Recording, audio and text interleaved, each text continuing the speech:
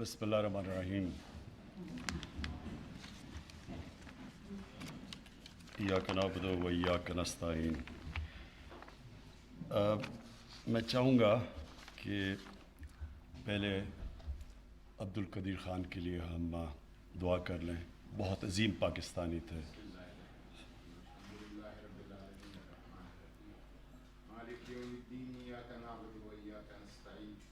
اهدنا الصراط المستقيم صراط الذين أنعمت عليهم غير المغضوب عليهم ولا الضالين آمين. اللهم اغفره وارحمه وتجاوز عنه وأنت أرحم الراحمين. اللہ تبارک و تعالیٰ مغفرت نصیب فرمائے. پاکستان کے لیے، امت مسلمہ کے لیے آپ کی جد و جہد اور کوششوں کو قبول فرمائے. حضور نبی کریم صلی اللہ علیہ وسلم کی شفاعت نصیب فرمائے. صلی اللہ علیہ وسلم. اچھا جی، آج میں بڑا ایک فخر سمجھتا ہوں کہ ہم آغاز کر رہے ہیں جس مہینے میں ہمارے نبی صلی اللہ علیہ وسلم ان کی برتھ ڈے بنانے کے لیے. تو میں جو آج بات کرنا چاہتا ہوں وہ اپنی قوم کے نوجوانوں سے کرنا چاہتا ہوں، کیونکہ ہماری اکثریت نوجوان ہے. اور میں ابھی بعد میں یہ بھی آپ کو بتاؤں گا کہ کیوں مجھے خوف ہے کہ جو آج کل ہمارے نوجوانوں کے اوپر پریشرز ہیں اور جس طرح کی میڈیا، سوشل میڈیا، جس طرح کے حالات جا رہے ہیں، تو مجھے بڑا خوف ہے. اس لیے میں ایک مختلف قسم کی بات کروں گا. میں اپنی زندگی سے شروع کروں گا کہ میں کوئی ہمیشہ جدھر آج ہوں اپنی زندگی میں ہمیشہ ایسے نہیں تھا. تو میں نے بڑا سوچا کہ میں اس کے اوپر بات کروں یا نہ کروں. پھر مجھے بشرا بیگم نے کہا کہ ضرور کرو، اور وہ اس لیے کرو اپنے نوجوانوں کے لیے. تو اپنی زندگی سے جس طرح میرا یہ جو سفر ہوا ہے اللہ کی طرف، تو میں صرف اس کے اوپر تھوڑی شروع میں بات کرنا چاہتا ہوں. دیکھیں، میری والدہ نے شروع سے، ہم جب چھوٹے سے بھی تھے تو سونے سے پہلے ایک ہی دعا ہوتی تھی کہ دعا کرو کہ اللہ مجھے سیدھے راستے پہ لگا. تو ہم بھی بچپن میں سارے اپنی سونے سے پہلے، میں، میری بہنیں، ہم کہتے تھے اللہ ہمیں سیدھے راستے پہ لگا. لیکن جو میرا ایجوکیشن تھا، HSN کالج میں گیا، جو ہمارے ہیروز تھے، رول ماڈلز تھے، وہ اور تھے. جو ہمیں کہا گیا تھا سیدھا راستہ ہے، اور جو ہمارے رول ماڈلز تھے، اس میں زمین آسمان کا فرق تھا. جو رول ماڈلز تھے وہ فلم ایکٹرز تھے، وہ پاپ سٹارز تھے، وہ کئی سپورٹس مین، گلیمرس لوگ تھے. لیکن اور ان کی زندگیاں بالکل مختلف تھیں ان سے جن کو ہمیں کہا جاتا تھا کہ سیدھے راستے پہ، ان کے راستے پہ چلو. یہ بڑا امپورٹنٹ ہے سمجھنے کے لیے، کیونکہ مجھے پتہ ہے کہ آج ہمارے نوجوانوں کو یہی مسئلہ پڑا ہوا ہے. یہ بہت امپورٹنٹ ہے سمجھنا، اور میں اپنی یوتھ کے لیے صرف آج یہ کہہ رہا ہوں. تو میں جب پہلی دفعہ انگلینڈ گیا، 18 سال کا تھا، تو وہاں جو ہم نے ماحول دیکھا وہ بالکل ایک مختلف ماحول تھا جو ہمارے جدھر سے میں بڑا ہوا تھا زمان پاک میں. اور جو وہی رول ماڈلز تھے ہم نے ان کو فالو کیا. اور وقت کے ساتھ اللہ نے مجھے بھی شہرت دی، اور میں اس سطح پہ پہنچ گیا کہ وہ جو میرے کئی رول ماڈلز تھے ان سے میری ملاقاتیں بھی ہوں، کہیں سے دوستیاں بھی ہو گئی، کہیں کہ میں نے زندگی بھی دیکھی. آہستہ آہستہ جیسے جیسے میری عمر بڑھتی گئی، تو مجھے اپنی بھی زندگی کا جائزہ لیتا تھا. میرے میں ایک اللہ نے ایک، میں سمجھتا ہوں کہ یہ صفت ہے، ایک یہ تھی کہ میں کبھی رات کو سوتا نہیں تھا جب تک میں وہ دن کا جائزہ نہ کر لوں کہ آج میں نے دن میں یہ کیا، کیا کھویا، کیا پایا. اپنی زندگی کی کرٹیک کرتا تھا، ہمیشہ اپنا تجزیہ کرتا تھا. تو وہ ساری، تو میں نے جب وہ دیکھا کہ میرے جو رول ماڈلز تھے یا جن کو میں سمجھتا تھا کہ بڑی گلیمرس زندگی ہیں، جب میں نے ان کو قریب سے دیکھا اور میں کئی سالوں کے بعد کی بات کر رہا ہوں. تو مجھے آہستہ آہستہ سمجھ آنی شروع ہوئی جو اصل میں ایک ہی چیز ہم نماز میں مانگتے ہیں کہ اللہ ان کے راستے پہ لگا جن کو جو نعمتیں بخشی ہیں، ان کے نہیں جو اپنی تباہی کے راستے پہ چلے گئے. تو جن لوگوں کو ہم سمجھتے تھے ہمارے رول ماڈلز تھے، ان میں سے بہت زیادہ کو میں نے اپنی زندگی میں دیکھا اپنی تباہی کے راستے پہ جاتے ہوئے. ایک بہت بڑا فٹ بالر تھا، بعد میں میرا دوست بھی بن گیا. شروع میں ہم اس کو بڑا لک اپ کرتے تھے. میں نے جو اس کی جب زندگی قریب سے دیکھی، جس طرح اس کو میں نے آہستہ آہستہ گرتے دیکھا، نشہ کرتے ہوئے، الکوہولک بنتے ہوئے، پھر کلینک میں جاتا تھا اپنے آپ کو، پھر وہ صاف ہو کے پھر واپس آتا تھا، پھر چلا جاتا تھا، پھر 50 سال کی عمر میں مر گیا. وہ ایک نہیں تھا، بہت زیادہ تھے جن پاپ سٹارز کو ہم سمجھتے تھے. ان کی زندگیاں جب قریب سے دیکھی گئیں، شادیاں تباہ، بچے رول گئے، ڈرگ ایڈکشن، تو مجھے یہ سمجھ آنی شروع ہو گئی کہ یہ جو ہم جس کو گلیمرس راستہ اور سمجھتے تھے، اصل میں تب آہستہ سمجھ آئی کہ جب آپ مانگتے ہیں یہ دو راستے، تو یہ اصل میں یہی ہے ساری. اگر آپ کی زندگی کا نچوڑ ہے تو وہ ادھر لکھا ہوا ہے. دو راستے ہیں آپ کے پاس، دو چوائسز ہیں. ہمیشہ آپ کے پاس چوائسز ہیں. ایک چوائس آپ کے لیے کہ وہ لگتا ہے بڑا اچھا، اس میں پیسہ ہے، اس میں لگتا ہے کہ یہ چوری کرو، پیسہ بنا لو، بڑی گاڑیاں لے لو. لیکن کیا وہ آپ کی خوشی کا راستہ ہے یا وہ آپ کی تباہی کا راستہ ہے؟ تو یہ مجھے آہستہ آہستہ میں نے اپنی زندگی سے یہ چیزیں دیکھتا گیا. اور پھر بڑی لیٹ زندگی میں، لیٹ میں کہہ رہا ہوں کہ کرکٹ کے آخری دنوں میں کسی وجہ سے میں پھر اس راستے پہ نکل گیا. اور بڑی لیٹ میں نے اپنی زندگی میں نبی صلی اللہ علیہ وسلم کی زندگی کو اسٹڈی کیا. جب میں ان کی زندگی اسٹڈی کی تو میں سب سے پہلے مجھے حیرت کیا ہوئی کہ میں سب سے ماں باپ نے مہنگے اسکول میں مجھے بھیجا، کیوں نہیں مجھے یہ چیزیں اس اسکول میں بتائی گئی؟ سب سے بڑی جو چیز ہے، اور آپ کو میں یقین دلاتا ہوں کہ ابھی تک ہماری 95% بچوں کو یہ پتہ ہی نہیں ہے. دیکھیں، دنیا کا جو سب سے بڑا انقلاب آیا تھا نا، وہ آیا تھا 625 اور 636 اور 37 کے بیچ میں. یہ کبھی دنیا میں ایسا ہوا نہیں ہے. یہ اگر چیز یورپ میں ہوتی، مغرب میں ہوتی، تو اس کے اوپر پتہ نہیں کتنی کتابیں لکھی گئی ہوتی، فلمیں بنی ہوتی، کیا کیا ہوتا. میں آپ کو یقین دلاتا ہوں کہ مجھے اگر اتنی لیٹ زندگی میں پتہ چلا تو یہاں اکثریت کو نہیں پتا کہ وہ کیا ہوا تھا. وہ ایک بہت بڑا دنیا کی تاریخ کا فینومینا تھا جس کو آپ سمجھ ہی نہیں سکتے کہ 625 میں 313 لوگ ہوتے ہیں جنگ بدر میں، اور 636 میں اور 27 میں دو سپر پاور 11 اور 12 سال میں گھٹنے ٹیک دیتے ہیں ان کے سامنے. یہ کیا ہوا تھا؟ اس کے اوپر کوئی ریسرچ ہوئی، کوئی ہمیں بتایا گیا، کوئی ہمارے بچوں کو پتہ ہے کہ پتہ تو چلے یہ ہوا کیا تھا. اور یہ جو فینومینا ہے، یہ جب آپ اس کے پیچھے جائیں گے تو آپ کو صرف ایک چیز پتہ چلے گی کہ نبی صلی اللہ علیہ وسلم وہ شخصیت تھے جو یہ انقلاب لے کے آئے. اور انہوں نے دو اصول تھے، ایک تو ان کی پرسنالٹی تھی اور دوسرا مدینہ کی ریاست تھی جو ان کی سنت تھی. تو تب مجھے سمجھ آئی کہ کیوں اللہ ہمیں حکم دیتا ہے کہ ان کی زندگی سے سیکھو. کیونکہ اگر آپ ان کی زندگی سے سیکھیں گے تو وہ آپ کی عظمت کا راستہ ہے. وہی دو راستے ہیں، ایک تباہی کا راستہ، ایک عظمت کا راستہ ہے. اصل میں جب آپ نماز پڑھتے ہیں تو آپ ان کا راستہ مانگ رہے ہوتے ہیں، کیونکہ وہ نعمتیں تو سب سے بڑی ان کو بخشی ہیں اللہ نے.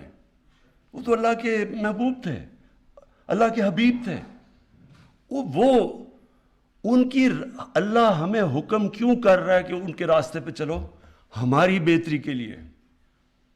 اللہ ہمیں اس لیے حکم کر رہا ہے کہ اگر آپ مدینہ کی ریاست کے اصولوں پہ اپنے ملک کو کھڑا کرو گے تو آپ کا ملک اٹھ جائے گا. آپ اگر ان کی کیریکٹر کو اپنانے کی کوشش کرو گے آپ اوپر چلے جائیں گے. صادق اور امین. آپ کسی گاؤں میں چلے جائیں، پتہ چلا لیں سارا گاؤں بتائے گا جی وہ بڑا وہ ہے صادق اور امین، سارا گاؤں اس کے پاس جائے گا مسئلے حل کروانے کے لیے.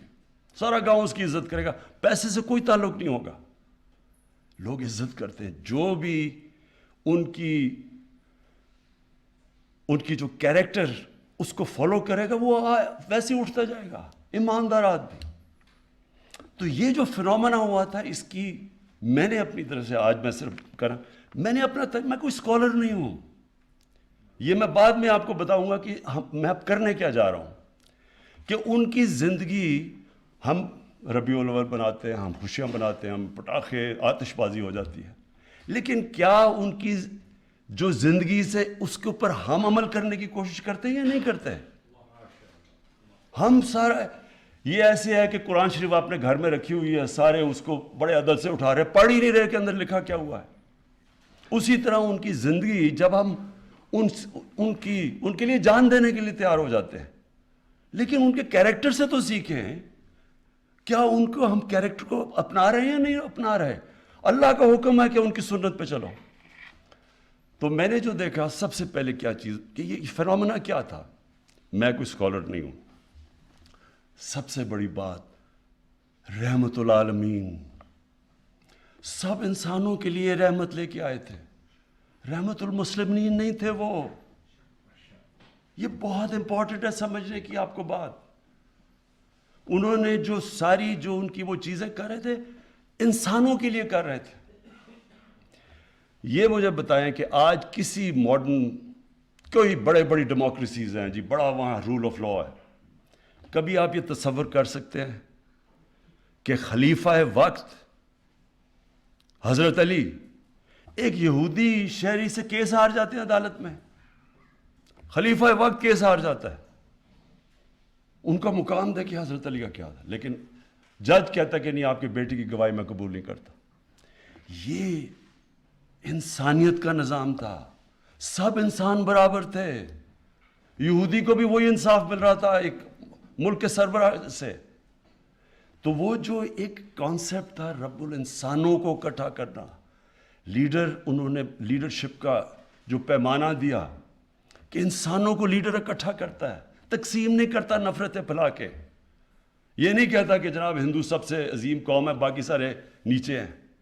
ان سارے انسانوں کے لیے انہوں نے جو ایک چھوٹے سا, میں اس لیے کیونکہ آج کل بڑا کرنٹ ہے, انہوں نے ایک کہا کہ اس دنیا کے لیے ایسے جیو کہ آپ نے 1000 سال زندہ رہنا. اب اس کے اوپر دیکھیں کہ اگر آپ اس کے اوپر غور کریں تو جو آج دنیا کا سب سے بڑا مسئلہ بنا ہوا ہے کلائمیٹ چینج کا, انسان نے یہ تو نہیں کیا. انسان کی لالچ, اس کی ہوس, ہم نے دنیا سے اتنا ظلم کیا کہ آج ہمارا موسم بدل رہا ہے جس کے پتہ نہیں اب کیا اثرات ہونے والے ہیں. لیکن انہوں نے تقریباً 1500 سال پہلے کہہ دیا تھا کہ دنیا میں اس دنیا کے لیے ایسے رہو. آپ نے 1000 سال یعنی آنے والی نسلوں کے لیے آپ نے کس طرح کی دنیا چھوڑ کے جانی ہے. اور انہوں نے یہ بھی کہا کہ یہ جو مقابلہ سارا وقت ایک کلیش ہو رہا ہے ہیومن اور مٹیریل کا, انسانیت کا ایک طرف ہے اور ایک طرف جو پیسے کی پوجا کرنے والے لوگ ہیں. دو طرز زندگی ہے. اور وہی کہ انہوں نے بتایا کہ اصل میں نظام وہ ہوتا ہے جس میں انسانیت ہوتی ہے. اور جو بھی ان کی سنت پہ چلے, اور جو سب سے بڑے ان کی سنت پہ چلنے والے یہ بڑے صوفی تھے اس بر صغیر کے, نظام الدین اولیاء, داتا گنج بخش, میاں میر صاحب, بابا فرید گنج شکر, جن کو سکھ بھی ان کو فالو کرتے ہیں. یہ سارے بڑے انسان تھے. ان کی آپ دیکھ لیں کیوں آج تک لوگ ان کی جا کے لاکھوں لوگ جاتے ہیں, اور آج اللہ نے تو کہا ہوا کہ عزت میرے ہاتھ میں ہے, تو کیوں لوگ ابھی تک عزت کرتے ہیں؟ بڑے انسان تھے وہ. یونیورسل اسلام تھا, ایک یونیورسل میسج تھی, انسانیت کو اکٹھے کرنے کے لیے, تقسیم کرنے کے لیے نہیں تھی. اور یہ اور بات ہے کہ بعد میں مسلمانوں ان کے قدموں پہ نہیں چلے, لیکن یہ جو پیغام وہ لے کے آئے تھے شروع میں, وہ سب سے بڑا تھا کہ انسان یونٹی، انسان اکٹھے ہیں، انسانوں کے لیے وہ پیغام رحمت العالمین تھے. اور پھر ان کو دیکھتے دیکھتے لوگ لیڈر بن گئے. اگر آپ وہ فیز اسٹڈی کریں، یہ جو میں آپ کو بتا رہا ہوں کہ صرف آپ 623 کے بعد وہ اسٹڈی کریں، تو اتنے تھوڑے وقت میں کبھی اتنے بڑے لیڈر نہیں آئے. جو ان کو دیکھتا تھا وہ لیڈر بن گیا. حضرت بلال جو ایک غلام تھے، انہوں نے 2 ایکسپیڈیشنز یعنی 2 دفعہ ملٹری کیمپین لیڈ کی تھی، تو سب ان کو دیکھ کے عظیم لوگ بن گئے.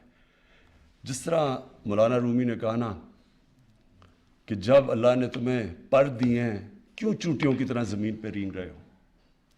انہوں نے انسان کی جو اشرف المخلوقات، اللہ کی سب سے عظیم مخلوق، اس کا پوٹینشل نکال کے رکھ دیا. کوئی آپ ایکسپلین کر ہی نہیں سکتے کہ کیسے ایک دم ساری دنیا میں وہ چھا گئے. منگولین نے بھی بڑی تیز 50-60 سال میں آدھی دنیا پہ قبضہ کر لیا تھا، لیکن ان کے پاس ایک ایسی وار مشین تھی. انہوں نے جدید ان کی جو کمان تھی انہوں نے کیسے لے کے، وہ دنیا میں کبھی تھی نہیں. ان کے گھوڑے، ان کی وار ٹیکنیکس تھی. ان کے پاس تو کچھ نہیں تھا، کوئی ایکسپلینیشن نہیں ہے کہ ایک دم ساری دنیا پہ چھا گئے. تو سب سے پہلی وجہ یہ تھی کہ انہوں نے اصل میں دین تھا انسانیت کے لیے. زیادہ تر تو شروع مسلمان تو اقلیت میں تھے. آپ تاریخ تو پڑھیں، زیادہ تر تو اور لوگ ان کے ساتھ لڑ رہے تھے جب ان کے مقابلے ہوتے تھے. جب یہ بیزنٹائن کی جو ایمپائر تھا، اس کی انہوں نے جب ادھر پھیلنا شروع کیا تو لوگ مسلمانوں کے پاس اس لیے آتے تھے، انصاف ان کا بہتر تھا. انصاف یعنی جو 2 چیزیں تھیں، انسانیت کا نظام اور انصاف کا نظام، یہ 2 بنیادیں رکھی انہوں نے مدینہ کی ریاست میں کہ انصاف انسان کو آزاد کر دیتا ہے. انصاف چاہیے ہوتا ہے کمزور کو. طاقتور کبھی نہیں چاہتا انصاف، وہ این آر او چاہتا ہے. کمزور جو ہے اس کو طاقتور سے تحفظ چاہیے، اس کے لیے انصاف چاہیے. اور جب آپ انصاف دیتے ہیں، ایک معاشرے کو آزاد کر دیتے ہیں، آپ اس کے پوٹینشل کو آزاد کر دیتے ہیں. اس لیے دنیا میں سب سے خوشحال جتنے بھی ملک ہیں ان کے اندر رول آف لا ہے، قانون کی بالادستیت، وہ اوپر چلے جاتے ہیں.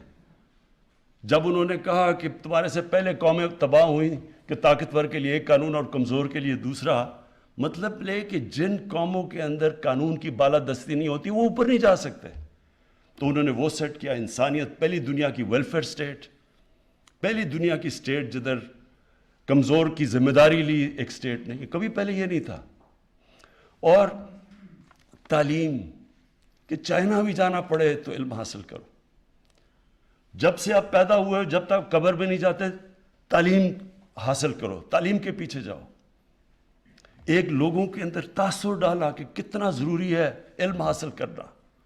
جنگ بدر کے بعد انہوں نے کہا کہ پیسے بھی نہیں تھے، یعنی غریب تھے مسلمان تب، جنگی قیدی کو واپس کر کے پیسے لے سکتے تھے. انہوں نے کہا نہیں، جس کو پڑھا لکھا دے گا وہ آزاد ہے. ترجیح دی، تعلیم کو ترجیح دی پیسے کے اوپر. اور تعلیم مردوں کے لیے نہیں، صرف تعلیم انسانوں کے لیے، خواتین کے لیے، سب کے لیے. یہ بھی بڑی غلط فہمی جو بدقسمتی سے کوئی تنگ نظر لوگ ڈالتے ہیں. تعلیم سب کے لیے، اور تعلیم کی وجہ سے پھر مسلمان، جو ان کی ہدایت تھی اس کی وجہ سے مسلمان بڑھے. اور پھر آپ سارے ٹاپ سائنٹسٹ دیکھ لیں، جتنے بڑے بڑے نام تھے اگلے 500-600 سال تک، وہ ساروں کا بالکل ان کی زندگی اس کے اوپر بھی پورا تجزیہ، قرآن کے اوپر بھی تھا، اور پھر وہ سائنٹسٹ بھی تھے. اس کے علاوہ جو ان کی جو اپنی پرسنالٹی تھی، میں صرف اس کے اندر 3 ٹریٹس، ایک تو صادق اور امین، اور ایک قرآن کی آیت ہے کہ جو لوگ ایمان لے آئیں اللہ ان کے خوف دور کر دیتا ہے. انسان کو خوف سے آزاد کر دیا. یہ جو خوف ہے یہ انسان کو غلام رکھتا ہے کہ میرے رزق نہ چلی جائے، مجھے وہ کوئی طاقتور قتل نہ کر دے، مجھے ذلیل نہ کر دے. آزاد کر دیا انسانوں کو. تو یہ جو فنومنا ہے، میں یہ چاہتا ہوں، اور میں بعد میں کہوں گا کہ ہم نے کرنا کیا، یہ سارے ہمارے اسکولوں کے اندر بچوں کو سمجھنا چاہیے. آپ پڑھائیں، پتہ تو چلے، کیونکہ یہ تو تاریخ کا حصہ ہے. یہ تو آپ یہ دین کو بھی ہٹ کے، کیونکہ رول ماڈلز ہونے چاہیے بچوں کے لیے. میرے رول ماڈل یہ نہیں تھے کیونکہ مجھے پتہ ہی نہیں تھا یہ. تو دوسری چیز پاکستان. اب میں ذرا اپنے ملک پہ آ جاتا ہوں. میں نے 3 سال یہ حکومت میں کیا دیکھا. میری تو پہلے سے جب ہم نے پارٹی بنائی 25 سال پہلے تو میرے میں تو کوئی شک نہیں تھا کہ پاکستان ایک بڑی خواب کا نام تھا. ایک مثالی اسلامی فلاحی ریاست بنا تھا ہم نے, اور وہ مدینہ کی ریاست کے وہی تھی جو دنیا کی پہلی تھی. تو ہمارے جو فاؤنڈنگ فادرز تھے آبجیکٹیو ریزولوشن میں انہوں نے جو پاکستان کا مقصد تھا اس میں انہوں نے بڑا واضح کہا کہ یہ ہے ہمارا گول. تو میں پہلے دن سے اسی کا میرا یہ تھا کہ ہم نے ایک مثالی اسلامی فلاحی ریاست بننا.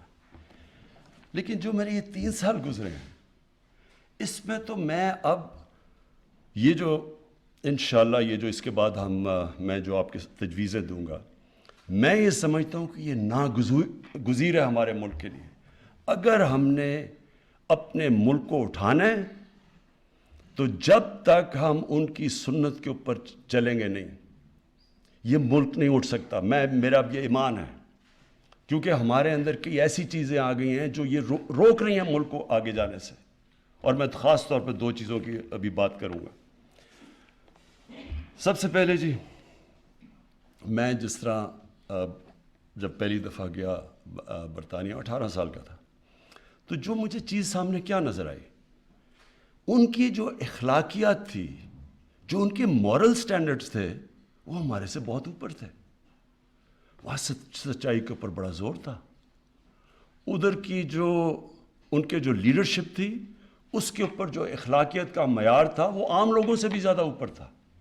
آپ جھوٹ بولتے ہوئے پکڑے جائے, ریزائن کرنا پڑتا ہے. وہاں ایک پرائم منسٹر نے ریزائن کیا, جھوٹ بولتے ہوئے پکڑا گیا. ان کی جو پارلیمنٹ کے اندر جس طرح کے ان کے لوگ تھے, ان کی سٹینڈرڈ جو ان کی اخلاقیات تھی وہ عام شہریوں سے انہوں نے زیادہ اوپر رکھی ہوئی تھی. اور ان کی عدالتوں میں یہ تھا کہ جب ہٹلر نے حملہ کیا برطانیہ کے اوپر اور تباہی ہو رہی تھی وہاں, تو لوگ ڈر کے گئے کہ جی ہم, ونسٹن چرچل ان کا پرائم منسٹر, اس نے کہا ہم بچ جائیں گے. تو چرچل نے آگے سے کہا کہ آگے جواب بجائے دینے کہ ہم بچ جائیں, اس نے کیا ہماری عدالتیں انصاف دے رہی ہیں؟ انہوں نے کہا ہاں جی دے رہی ہیں. کہتا کوئی ہمیں تباہ نہیں کر سکتا. یعنی وہاں کا جو انصاف کا نظام, اور میں نے پھر اپنا جو ہمارا تھا, زمین اسمان کا فرق تھا. ادھر کبھی آپ الیکشن کے اندر, آپ کا الیکشن ہوتا ہے, کبھی میں نے نہیں سنا کہ فراڈ ہوا جی, وہ ہارا, وہ کہے جی الیکشن کے اندر دھاندلی ہوئی. وہاں بھی الیکشن ہوتے ہیں, وہاں جو جیتا ہے. تو جو ان کی مورل سٹینڈرڈز تھیں وہ ہمارے سے بہت اوپر تھی. ان کا جو انسانیت کا نظام تھا وہ ویلفیئر سٹیٹ تھی, فلاحی ریاست تھی, ہمارے نہیں تھی. انصاف بھی بہتر, انسانیت بھی زیادہ. تو جب ایک مسلمان بہت بڑا ایک عالم تھا محمد عبدو, کوئی 100 سال پہلے جب وہ پہلی دفعہ گیا یورپ, تو اس نے یہی کہا, اس نے کہا کہ یہاں مجھے یورپ میں مسلمان تو نہیں نظر آئے لیکن بڑا اسلام نظر آیا. اور مصر جب واپس گیا کہتا ہے یہاں مسلمان تو بہت ہے, اسلام نہیں ہے. میں نے بھی یہی دیکھا کہ وہاں کا جو چیزیں ہمیں کہا جاتا تھا, جو ہمیں بتائی جاتی تھیں, وہ تو بالکل وہاں پاکستان میں نہیں, ہمیں وہاں نظر آئی ہیں. تو ایک جو مورل, ایک کوئی بھی معاشرہ یہ ذہن میں ڈال لیں, جس کے اندر اخلاقیات جس کی گر جائے وہ معاشرہ اوپر نہیں اٹھ سکتا. آپ جو مرضی کر لیں, دنیا کی تاریخ اٹھا لیں, یہ جو ہوتی ہے رائز اینڈ فال, یہ دنیا کے جو بڑے بڑے امپائر ان کا عروج ہوتا ہے پھر وہ نیچے گرتے ہیں. آپ ان کی تجزیہ کر لیں کہ جب وہ نیچے گرتے ہیں پہلے ان کی اخلاقیات ختم ہوتی ہے اور پھر ان کی معاشی طور پہ تباہی آتی ہے. دیکھیں, جس معاشرے کے اندر جب تک لوگوں کو, اب کرپشن ہے, کرپشن کا ہے مطلب کیا ہے, عوام کا پیسہ چوری کرنا, اقتدار میں آ کے پیسہ چوری کرنا. جب تک معاشرے کو اس چیز کے اوپر ایک غصہ نہیں آئے گا, جب معاشرہ ہی نہیں اس کے اوپر آبجیکٹ کرے گا تو یہ رکے گا کیسے؟ انگلینڈ کے اندر اگر کسی کے اوپر ایک دفعہ الزام لگ جائے کہ اس نے پبلک کا پیسہ چوری کیا، کسی پبلک فورم کے اندر وہ آ کے دکھا دے، کہیں پارلیمنٹ میں جا کے تقریر کر کے دکھا دے، جب تک وہ اپنے آپ کو کلیئر نہیں کرتا. ہمارا ایک چلا گیا تھا سیاستدان وہ ہارٹ ٹاک کے اوپر، اور اس نے جو اس کے ساتھ کیا ہے وہ اس لیے کیا کہ وہ وہاں وہ ٹالریٹ نہیں کرتے. ان کا وہ ایک معاشرہ کرپشن کو فائٹ کرتا ہے. سنگاپور کے اندر جب لی کوان یو نے ایک ان کی کرپشن کے کیمپین کی اور ان کی اخلاقیات اٹھائی، تو جب ایک منسٹر کرپشن میں پکڑا گیا اس نے خودکشی کر لی. مطلب یہ اس نے کہا میری زندگی اب ختم ہے، معاشرے میں کوئی مجھے بلائے گا ہی نہیں. تو ایک حکومت کیا کر سکتی ہے؟ کتنی کرپشن سے لڑ سکتی ہے؟ کتنے کیسز ہو سکتے ہیں؟ وہ تو چلتے جاتے ہیں. لیکن معاشرہ لڑتا ہے کیونکہ معاشرے کا پیسہ چوری ہوتا ہے. آپ صرف اب یہ دیکھ لیں، یہ ایک فیکٹ آئی پینل ہے، فیکٹ آئی پینل جو سیکرٹری جنرل ہے یونائٹڈ نیشنز کا، اس نے ایک پینل بنائی. انہوں نے ساری ملکوں کا تجزیہ کیا کہ یہ جو غریب ملک ہیں ان کے سب سے بڑے مسئلے کیا ہیں. اس میں کیا چیز سامنے آئی؟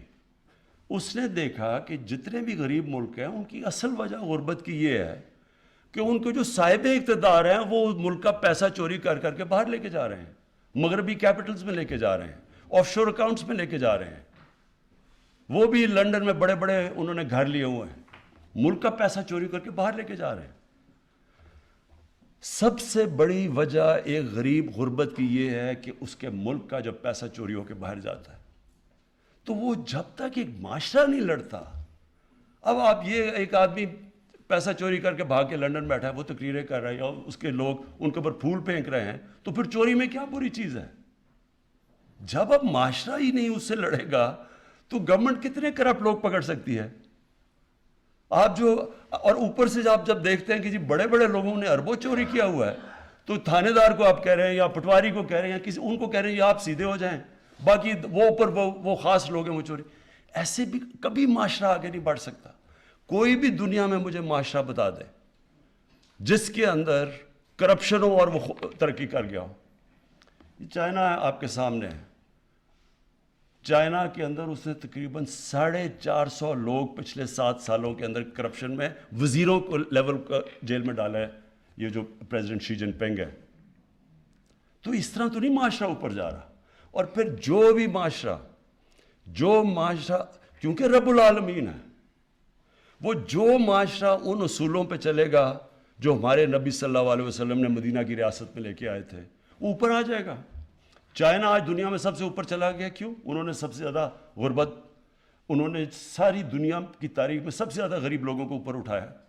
چائنا اوپر چلا گیا. آج اسکینڈینیوین ملکوں میں چلے جائیں، سب سے زیادہ فلاحی ریاست اسکینڈینیویا میں، وہاں خوشحالی ہے. تو جو بھی ان اصولوں پہ چلے گا وہ اوپر چلا جائے گا. پھر جی اب الیکشن کی میں بات کر رہا تھا. اب الیکشن کیا؟ 1970 کے بعد سارے الیکشن میں جو ہارتا کہتا دھاندلی ہو گئی.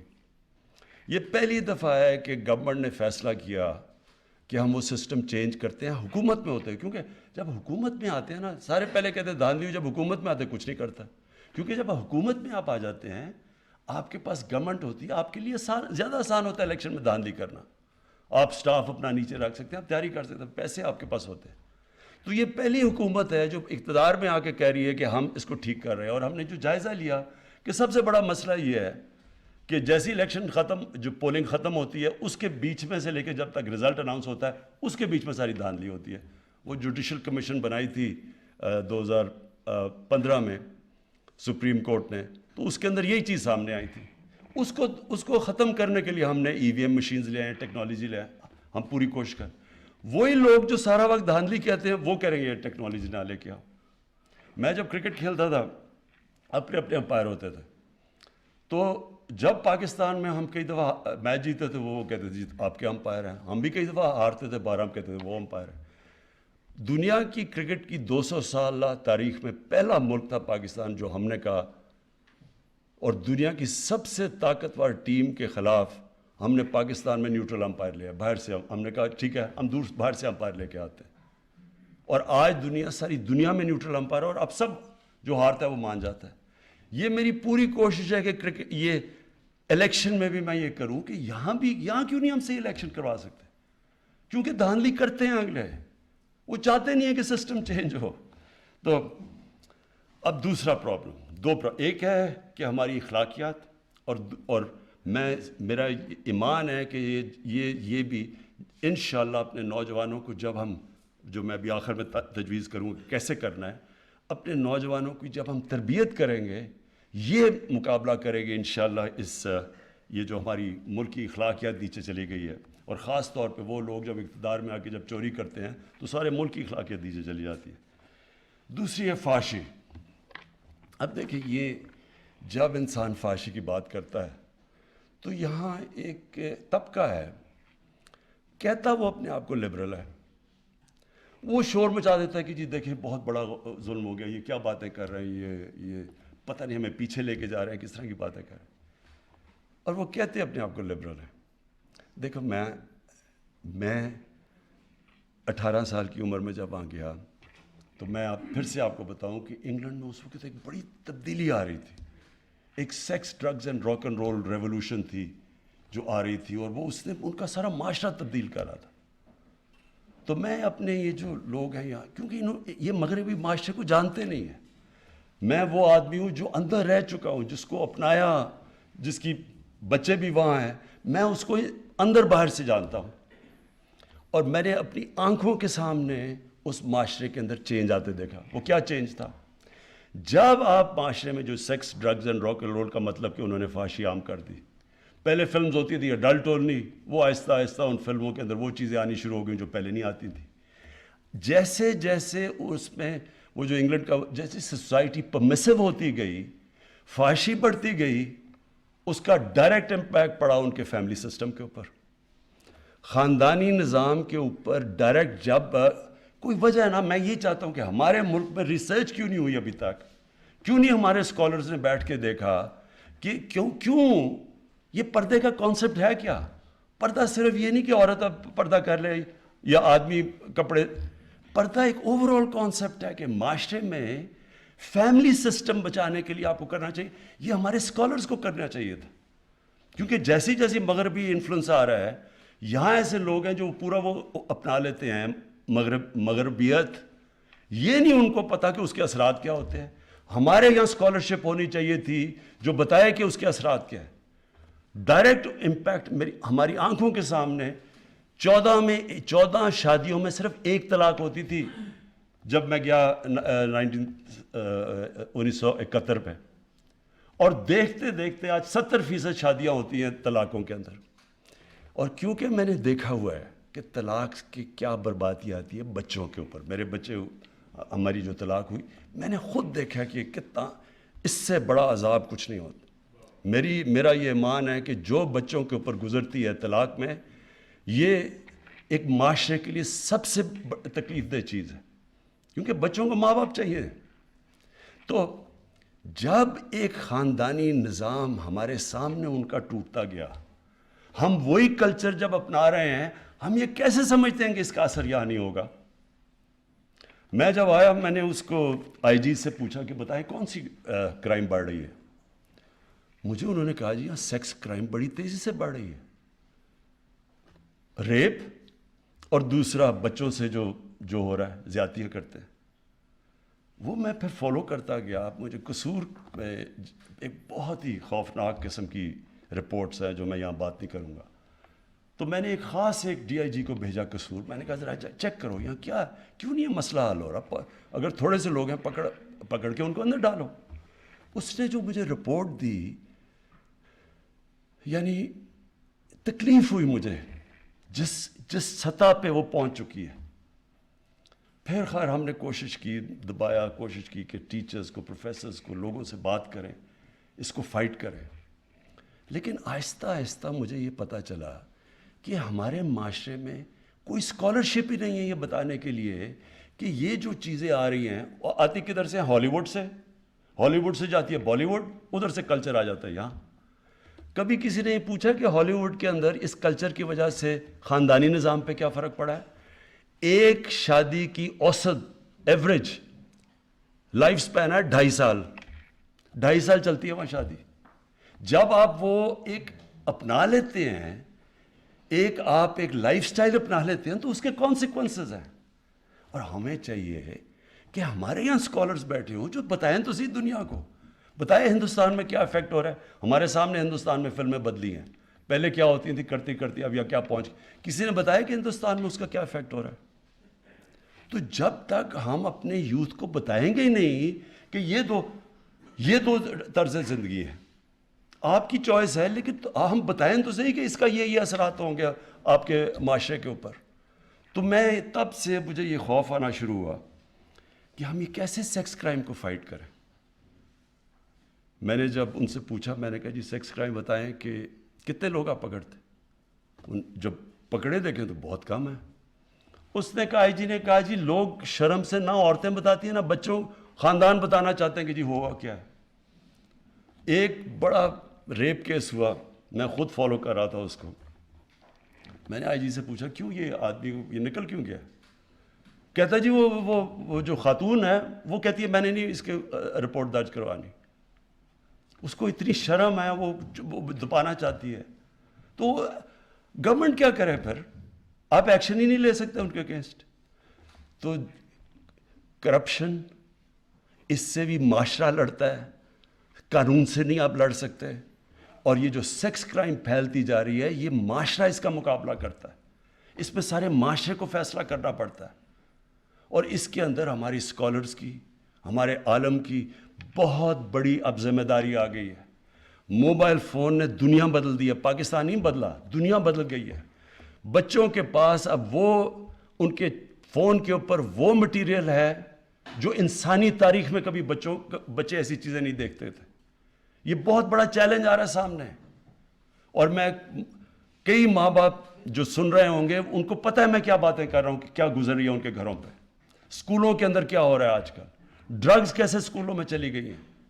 یہ صرف قانون سے نہیں لڑا جاتا, یہ معاشرہ لڑتا ہے. اور اس لیے میں واپس آ رہا ہوں کہ اس کا صرف ایک راستہ ہے کہ ہماری ساری قوم عشق کرتی ہے نبی صلی اللہ علیہ وسلم سے. ہم عشق کرتے ہیں ان سے, لیکن ان کی زندگی کی جو حکم ہے قرآن میں کہ ان کی سنت اپنی زندگی کے اوپر لاگو کرو, وہ تو کریں. وہ کر نہیں رہے ہم. اور کنفیوژن ہے ٹوٹل. ڈرامے جی ٹی وی کے اوپر میں آیا, میں نے لوگوں کو سمجھایا, میں نے کہا یہ تم ڈرامے وہ سارا انڈیا, وہ بالی ووڈ سے ہالی ووڈ سے بالی ووڈ اور بالی ووڈ سے ادھر. میں کہا آپ کو نہیں پتا کہ اس کا کیا اثر ہو رہا ہے معاشرے پہ. کہتا جی دیکھتا ہی کوئی نہیں ہے. اگر ہم یہ نہیں کریں گے تو لوگ. میں نے پھر جا کے پریزیڈنٹ اردوغان سے اس کا وہ جو ارطغرل ڈرامہ لے کے آیا یہاں, اس لیے لے کے آیا ان کو بتانے کے لیے کہ اس میں فحاشی نہیں ہے, وہ سب سے زیادہ دیکھا جاتا ہے. اور اس نے کیوں, پریزیڈنٹ اردوغان نے مجھے بتایا, اس نے کیوں وہاں ترکی میں شروع کیا. یہ پریزیڈنٹ اردوغان نے زور لگا کے یہ سارا کیا تھا, یہ بھی اور بھی ڈرامے اس لیے کیا کہ وہاں تو اس سے بھی زیادہ برا حال ہے. وہاں بالکل ڈیوائیڈڈ ہے, ایک طرف مغربی تہذیب کے لوگ ہیں, دوسری طرف وہ دینی. تو وہاں تو اس نے کہا کہ یار ہمارے بچوں کو تو اپنی تاریخ کا ہی نہیں پتا. تو میڈیا کی بھی بہت بڑی ذمہ داری ہے. یہ جو میں پھر سے جب کہتا ہوں کہ جب ہم یہ لڑیں گے, یہ جو سیکس کرائمز ہیں, یہ جو اپنے معاشرے کو خاندانی نظام بچانا ہے, یہ ہمیں واپس جانا پڑے گا. ہمارے اسکالرز کو بتانا پڑے گا. میں اسکالر نہیں ہوں, لیکن اسکالرز کو بیٹھ کے اس کے اوپر کام کرنا پڑے گا. یہ معاشرے کے سامنے بہت بڑا چیلنج آ رہا ہے اور اس کے بہت برے اثرات ہیں. آج ہی آپ دیکھ لیں پاکستان میں کہ ڈیورس ریٹ کدھر سے کدھر چلی گئی. اچھا جی, اس کے علاوہ دو اور جو میں اناؤنس کرنے سے پہلے, ہمارا کلچر مختلف ہے. جو کلچر بچوں کے سامنے آ رہا ہے, کارٹونز کے, ایک کارٹون بڑا انفلوئنس کر رہے ہیں بچوں کو, اس کارٹون کے اندر کلچر بالکل مختلف ہے. بچوں کے اندر کنفیوژن ہے. تو ہمیں میڈیا سے اپنے بچوں کو اپنی تہذیب کے مطابق, کیونکہ وہاں سے انڈوکٹرینیشن شروع ہو جاتی ہے, بچوں کو بتانا چاہیے کہ دوسرا طرز زندگی بھی ہے. آپ میڈیا کو روک نہیں سکتے, آپ ٹیکنالوجی کو نہیں روک سکتے, آپ سوشل میڈیا کو نہیں روک سکتے, لیکن آپ ایک دوسرا بچوں کو چوائس تو دے سکتے ہیں کہ ایک اپنے نبی صلی اللہ علیہ وسلم کی جو راستہ ہے اس کو صحیح معنی میں بچوں کی زبان میں آپ وہ تو بتا سکتے ہیں. تو اس کے لیے اچھا پھر ایک اور چیز, ہمارے دین کے اندر بڑا خاص رتبہ ہے والدین کا، ماں کا بہت بڑا رتبہ ہے. مجھے جب میں نے چیک کیا کہ ہو کیا رہا ہے، بچے بڑے ہو کے اپنے ماں باپ کو گھر سے نکال دیتے ہیں. ہمیں قانون بنانا پڑا کہ بچے ماں باپ کو گھر سے نہیں نکال سکتے. تو یہ جب آپ جتنی دور چلے جائیں گے اپنی بیسک سے، جس کی وجہ سے یہ ملک بنا تھا، بڑا عظیم خواب تھا، تو یہی حرکتیں ہوں گی کہ آپ کو یہی نہیں پتا کہ ماں کا رتبہ کیا ہے، آپ کو والدین کا نہیں پتا کہ جو قربانی دے کے آپ کو بڑا کرتے ہیں، آپ گھر سے نکال دیتے ہیں جب اب ضرورت نہیں ہے آپ کی. یہ تو جانوروں کا معاشرہ ہے. اور اس میں پھر اس کے علاوہ جس طرح ہم اپنے گھر میں نوکروں کو رکھتے ہیں، میں یہ بھی پھر سیرت نبی پڑھیں، انہوں نے کہا تھا کہ غلام، ان دنوں میں تو غلام ہوتے تھے، غلام کو وہی اسی طرح رکھو جس طرح آپ اپنے خاندان کے لوگوں کو رکھتے ہو. اور وہ پھر ایک بہت بڑا انقلاب آیا، ایسا انقلاب آیا ان کو دیکھتے دیکھتے. صرف جو افریقن تھے، جو افریقہ سے لوگ ہیں جو غلام بنے، آپ ساری دنیا میں دیکھ لیں، صرف عرب معاشرے کے اندر وہ معاشرے کا حصہ بن گئے. امریکہ میں ابھی تک وہ بلیک لائیوز میٹر ابھی تک صحیح طرح وہ حصہ نہیں بنے. لیکن کیونکہ رحمت العالمین نے انسانیت کی بات کی اور انہوں نے کہا کہ یہ بھی انسان ہے، ان کو کرو، تو آج ہم دیکھیں کہ ہم اپنے گھر کے ملازموں کو کیسے رکھتے ہیں. کیا ہم ان کو صحیح کھانا کھلاتے ہیں؟ کیا ہم ان کو صحیح دیتے ہیں؟ مغرب میں ذرا دیکھ لیں، ان کے پاس رائٹس ہے سارے ملازموں کے پاس. کیا ہم کرتے ہیں؟ اور وہ آپ کو اتنا فخر ہونا چاہیے کہ ساری دنیا کی سویلائزیشن میں سے واحد مسلمانوں کا سویلائزیشن تھا جدھر غلام بادشاہ بن گئے. ماملوک غلام تھے، یہاں ہندوستان میں سلیو ڈینسٹی تھی، غلام بادشاہ بن گئے کیونکہ ایک ان کو انسان بنا کے رکھا. یہ نہیں ہے ہمارے معاشرے کے اندر، بدقسمتی سے یہ نہیں ہے. تو میں اب آخر میں جو کرنا کیا چاہتا ہوں، میں نے یہ فیصلہ کیا کہ یہ اس طرح تو ہم فنکشنز کرتے رہیں گے، فنکشنز ختم ہو جائیں گی، ہم تھوڑی دیر کے بعد سیلیبریٹ کر کے پھر اپنی زندگی میں چلے جائیں گے. لیکن میں یہ سمجھتا ہوں کہ ہمیں پاکستان کو اب ایک رخ اپنا بدلنا پڑے گا، وہی اسی پہ جانا پڑے گا جس مقصد کے لیے پاکستان بنا تھا. علامہ اقبال، میں ان کا پڑھ رہا تھا، انہوں نے کہا کہ مسلمان معاشرہ جب بھی اٹھتا ہے تو ہمیشہ وہ واپس مدینہ کی ریاست کے اصولوں پہ جا کے اٹھتا ہے، جب گرتا ہے ان سے جب دور چلا جاتا ہے. تو میں نے فیصلہ کیا کہ ہم اب ایک رحمت العالمین اتھارٹی بنانے لگا ہوں میں. اس کا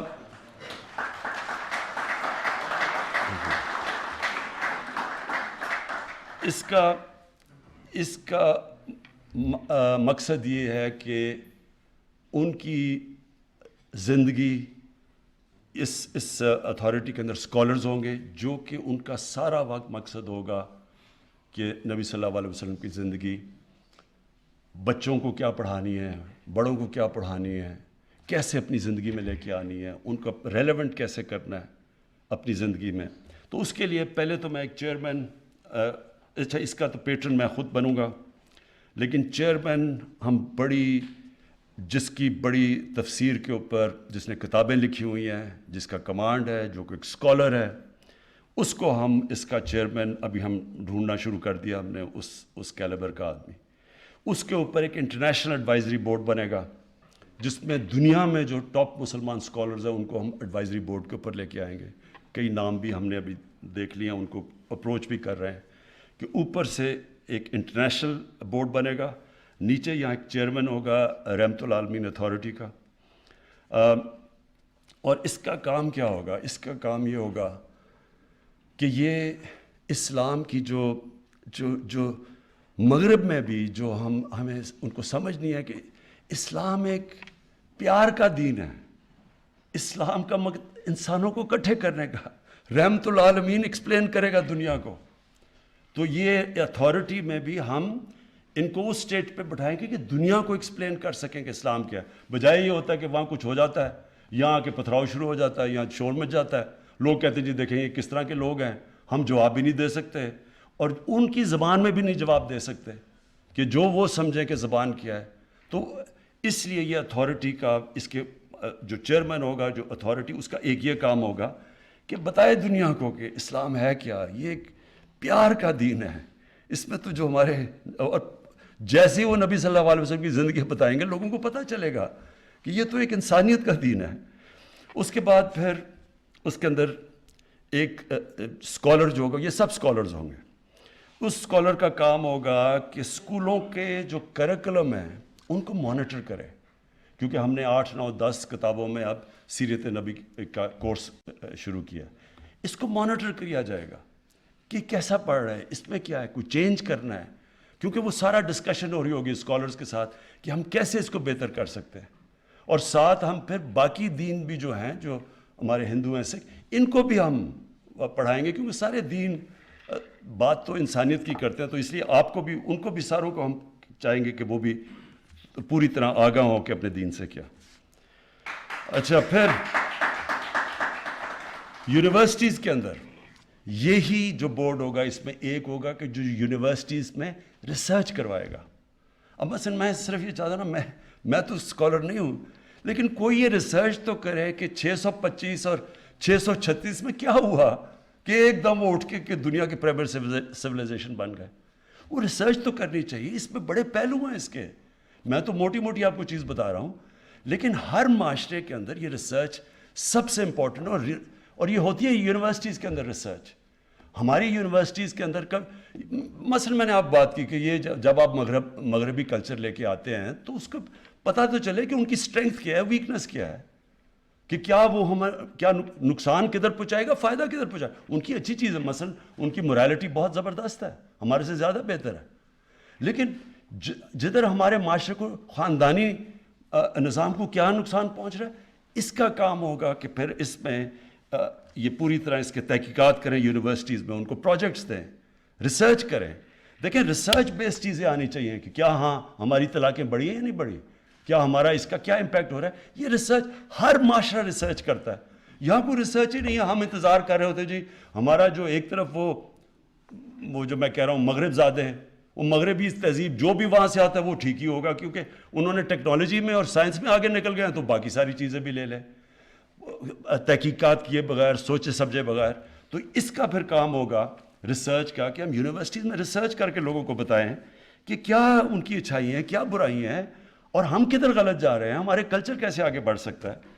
پھر میڈیا, ایک اسکالر ہوگا جس کا صرف کام ہوگا میڈیا کا, کہ مانیٹر کرے سوشل میڈیا, اس کے اندر ہم نے کیسے اپنے, کیونکہ ہم روک تو نہیں سکتے لیکن ہم آلٹرنیٹ دوسروں کو چوائسیز دے سکتے ہیں. تو وہ ایک میڈیا کا وہ کرے گا, اور دوسرا ٹی وی کے اوپر, میڈیا کے اوپر, اور پھر پرنٹ کے اوپر. اور پھر کارٹونز, میں پھر سے کہتا ہوں یہ کارٹونز جو بچوں کو دکھائے جاتے ہیں اور جو بالکل ایک ایلین کلچر ہوتا ہے, یہ بہت بڑی انڈاکٹرینیشن ہو رہی ہے. تو ہم اگر ہم روک تو نہیں سکتے لیکن ہم اپنے تو بنائیں کارٹونز, اتنے میں تو ہمارے میں ہونی چاہیے کہ ہم اپنے بچوں کو اپنا کلچر سے بتائیں. اور پھر ایک اسپیشل پروجیکٹس کا ایک ہوگا اسکالر. اب میں کیا یہ کہہ رہا ہوں, عرس ہوتے ہیں ہمارے, لاکھوں لوگ آئے ہوئے ہوتے ہیں, وہ بھی دھمال بھی ہوتی ہے وہاں, اور سب کچھ ہوتا ہے, اور چرس بھی پی لیتے ہیں, لیکن یہی نہیں پتا کہ وہ جس کے لیے وہ کر رہے ہیں وہ کیا, اس کی کیا صفتیں تھیں, وہ کیوں اتنا بڑا عظیم انسان تھا.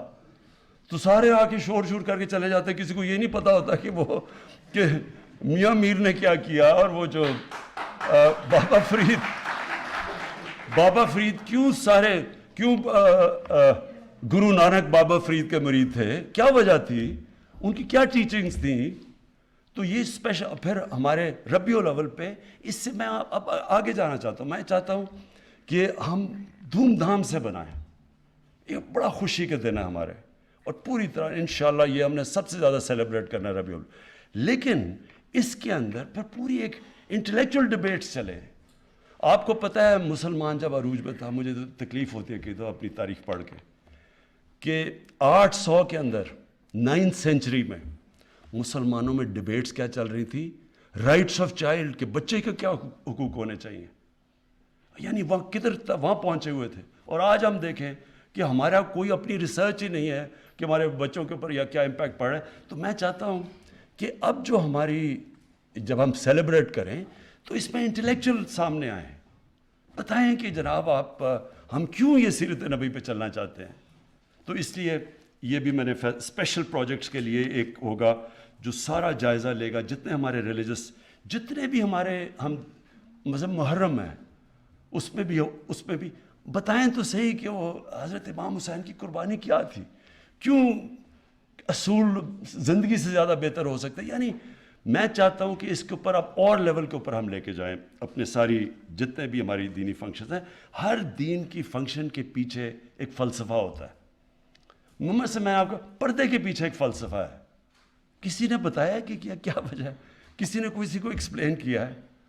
تو انشاءاللہ یہ ہماری ریسرچ کرے گی اور اسپیشل پروجیکٹس. آخر میں جی میں یہ چاہتا ہوں کہ ہمارا جو یوتھ ہے وہ اس کو وہ نہ اسے ہو جو میرے سے ہوئی جب میں پہلی دفعہ برطانیہ گیا. مجھے کوئی سمجھ نہیں تھی, میری کوئی گراؤنڈنگ نہیں تھی اپنے, مجھے اپنی نبی صلی اللہ علیہ وسلم کی زندگی کا کوئی صحیح معنی میں علم نہیں تھا. ہمارے لیے ہمارے انگلش میڈیم ایجوکیشن نے بیسکلی ہمارے اندر تاثر یہ ڈال دیا کہ ہم سب پیچھے ہیں, ہمارا دین آؤٹ ڈیٹڈ ہے, ہمارا کلچر پیچھے ہے, اور جو بھی ہے تو وہ مغرب ہے. اور یہ بدقسمتی سے ابھی بھی ہمارے بچوں میں جس طرح کا سوشل میڈیا پہ کانٹینٹ آ رہا ہے, فلمیں آتی ہیں, سب کچھ آتا ہے. تو دیکھیں دین میں تو کوئی زبردستی نہیں ہے, قرآن کی تو آیت ہے, اللہ کا تو حکم ہے کہ دین میں زبردستی نہیں ہے. وہ کیوں نہیں ہے کہ پیغمبروں کے بھی بچے, ان کے اپنے بیٹے, حضرت نوح علیہ السلام کا اپنا بیٹا نہیں سیدھے راستے پہ لگا, تو ہم کس کو زبردستی سیدھے راستے پہ لگا سکتے ہیں؟ حضرت لوط علیہ السلام کی بیوی نہیں سیدھے راستے پہ لگی, تو ہم کون ہیں؟ تو دین میں زبردستی تو نہیں ہے, لیکن کم از کم ہمارے بچوں کو چوائس تو پتہ چل جائے گا. اگر یہ راستے پہ چلو گے تو یہ اس کے مسئلے ہیں, اور اگر اس راستے پہ چلو گے تو یہ ہے کہ یہ جو آپ قرآن میں آپ کہتے ہیں کہ اللہ مجھے ان کے راستے پہ لگا, نعمتیں جن کو بخشی, وہ نعمتوں کا راستہ یہ ہے, جو تباہی کا راستہ ہے وہ یہ ہے. پتہ تو چلے بچوں کو, چوائسز تو اپنے بچوں کے سامنے رکھیں. ابھی تک تو میں آپ کو یقین دلاتا ہوں کہ یہ میرے کئی ماں باپ اگر دیکھ رہے ہوں گے, ان کو پتہ ہے کہ وہ بچے, وہ جب ماں باپ کہتے ہوں گے نا کہ جی یہ تم یہ پڑھو, نماز پڑھو, وہ کہتے ہیں یہ پتہ نہیں کون سی باتیں کر رہی ہیں. میری والدہ جس کے میں بہت پیار کرتا تھا, وہ مجھے سارا وقت کہتی رہتی تھی, میں سمجھتا تھا ان کو کیا پتہ, دنیا تو یہ آگے نکل گئی ہے, یہ تو پرانی باتیں کر رہی ہیں. میں تو یہ اندر سے ان کے سامنے والد صاحب کے ساتھ جمعے کی نماز میں بھی چلا جاتا تھا, یہ نہیں پتا کہ نماز میں پڑھ کے رہا ہوں, کہ مانگ رہا ہوں سیدھا راستہ اور لگا ہوں دوسرے راستے پہ. اس لیے میں چاہتا ہوں کہ ہمارے بچوں کو یہ نہ ہو. میں چاہتا ہوں کہ جو ہمارا یوتھ ہے, جو ہماری فیوچر ہے, میں چاہتا ہوں کہ میری نوجوانوں کو سب کو پتہ ہو کہ ہم ہیں کیا, یہ کیوں ملک بنا تھا, جو دنیا کا تاریخ کا سب سے عظیم لیڈر نہ کبھی آیا نہ کبھی آ سکتا ہے, جس کو اللہ کہہ رہا ہے اپنا رول ماڈل بناؤ. تو آپ اس کو رول ماڈل تب بنائیں گے آپ کو پتہ تو چلے کہ رول ماڈل کی صفتیں کیا تھی. آپ جب تک ان کو یہی نہیں بتائیں گے کہ وہ کیسے اٹھا کے انہوں نے ٹوٹے پھوٹے عربوں کو دنیا کی امامت کروا دی, تو لوگوں پتہ تو چلے لوگوں کو کہ وہ کیا صفتیں تھیں. ہماری یونیورسٹیز میں, سکولز میں کبھی بھی جب تک ہم ان کو صحیح معنی میں اپنے نبی صلی اللہ علیہ وسلم سے عشق کرانے, ہم عشق کرتے ہیں نا, لیکن ان کی جب تک ہم بتائیں گے نہیں, لیڈر ہی نہیں بن سکتے, کیونکہ ان سے بڑا لیڈر آیا ہی نہیں. وہ کیسا لیڈر تھا جس کو دیکھ کے سارے لیڈر بن گئے. ایک کتاب ہے دی عرب کانکویسٹ, انگریز نے لکھی ہوئی ہے. وہ اس کتاب کے اندر بتاتا ہے کہ جو جنرل بنتا تھا وہ جا کے وہ کام کر دیتا تھا, یعنی کوئی سوچ ہی نہیں سکتا تھا, کسی کا نام بھی نہیں ہوتا تھا جا کے بڑا. یہ سوچ لیں کہ دنیا کی تاریخ کا خالد بن ولید شاید ہی دنیا کی تاریخ میں اتنا بڑا کوئی جنرل آیا ہو, وہ کبھی جنگ ہی نہیں ہارے تھے.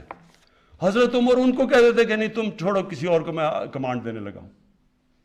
تو یہ اتنے زیادہ عظیم لوگ کیسے بن گئے؟ اس کے اوپر تو ریسرچ کریں, بتائیں تو صحیح کہ وہ کیا صفتیں تھیں, ہمارے نبی کی کیا صفتیں تھیں کہ انہوں نے ساروں کو لیڈر بنا دیا. تو ہمیں تو سب سے بڑا مسئلہ ہی پاکستان میں لیڈرشپ کرائسس ہے. ہمیں تو لیڈر ہی نہیں یہاں ملتے. اب جو پاکستان سے ہوا ہے یہ لیڈرشپ کی وجہ سے یہاں پہنچے ہیں. تو ان کی جب ہم بچوں کو, نوجوانوں کو, ان کو آگے سے جب, اور یہ تو ہم دھوم دھام سے مچائیں گے, اور میں اپنے سارے ایم این ایز کو, سارے منسٹرز کو کہہ رہا ہوں کہ اس ہفتے میں آپ نے پوری طرح شرکت کرنی ہے, حصہ لینا ہے, ایک ایسا ربیع الاول بنانا ہے جو کبھی پاکستان کی تاریخ میں نہیں بنا. یہ تو لیکن آگے ہم نے اس کو اس سے بھی اوپر لے کے جانا ہے. اور آگے میں یہ چاہوں گا سب سے زیادہ کہ اسکولوں کے اندر رٹانی بچوں کا, بچے کی دفعہ رٹ لیتے ہیں, باقاعدہ بچوں سے پتہ چلیں کہ کیا وہ سمجھ گئے ہیں کہ یہ کیا تھا عظمت کا راستہ.